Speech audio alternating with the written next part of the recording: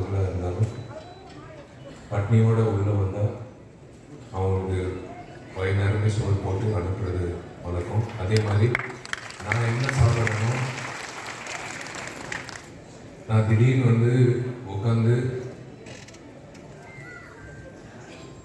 தொழிலாளர்களோட உட்காந்து சாப்பிட்ற பழக்கம் உண்டு. ஏன்னா எனக்கு போடுற சாப்பாடு தான் அவங்களுக்கு போடுறாங்களா அப்படின்னு ஒரு டவுட் வரும். நிறைய முறை மெஸ்ஸுக்காரன் என்கிட்ட அடி மட்டும் வாங்கல, ஆனால் திட்டு வாங்கியிருக்காங்க.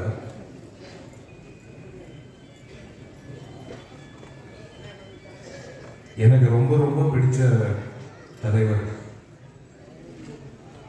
RK செல்வனி sir. நான் இது எந்த மேடையில் இருந்தாலும் நான் சொல்வேன், நான் அவர்கிட்ட அசிஸ்டன்ட் சேரணும்னு ஆசைப்பட்டேன். அந்த டைமில் அப்பா கிட்ட கேட்டு செல்வனி சார்கிட்ட எப்படியாவது என்னை சேர்த்து விட்டுருங்க அசிஸ்டன்ட்.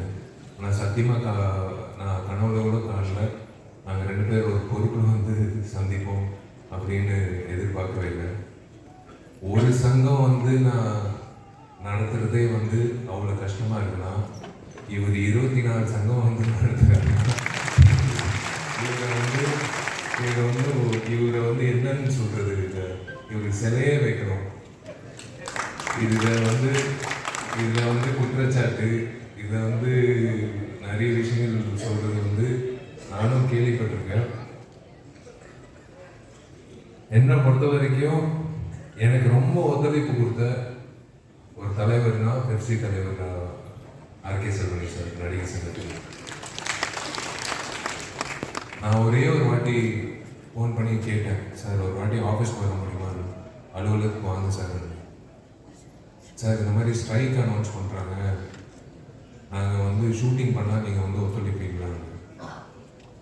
யாருமே பட்னியாக போகக்கூடாது, எம்ப்ளாயீஸு, பெப்சி எம்ப்ளாயீஸு, நீங்கள் கூப்பிட்டீங்கன்னா நாங்கள் ஷூட்டிங் பண்ணுவோம் அப்படின்னு சொன்னார். அது அவருக்காக சொல்ல, உங்களுக்காக சொல்ல. அவருக்காக என்றைக்குமே ஒரு வார்த்தை கூட சொன்னதே கிடையாது.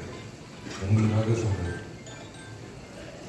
எனக்கு என்னன்னா ஒரு ஆசை, அடுத்த பெப்சி மீட்டிங் நடிகர் சங்க கட்டடத்தில் நடக்கணும்னு ஆசை.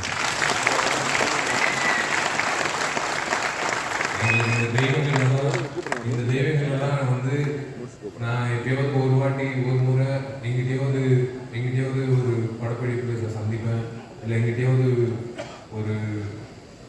ஒரு இடத்துல சந்திப்பேன்.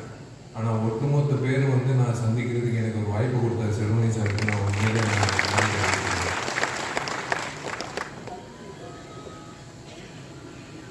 இந்த பெப்சி நிறுவனம் உண்மையிலே அவர் சொன்னது மனசார சொன்னது தான்.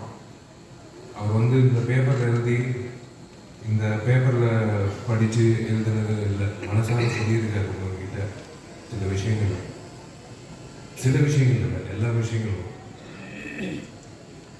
அவர் என்றைக்குமே யோசிக்கிறது உங்களை பற்றி தான். நீங்கள் நல்லா இருக்கணும்னு யோசிச்சு பாருங்களேன்.